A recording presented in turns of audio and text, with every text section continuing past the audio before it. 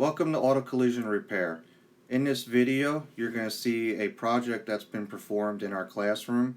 This project consists of body filler work, applying primer, also prepping the vehicle for refinish, which includes sanding and taping. As students are using various skills they've learned in our class, we try to apply these in a lab atmosphere.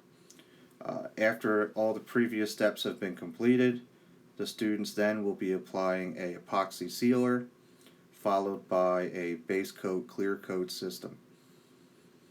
Once the vehicle is finished, we start the process of unmasking and reassembly of all the parts that were removed from the vehicle, and then we will perform a final cleaning.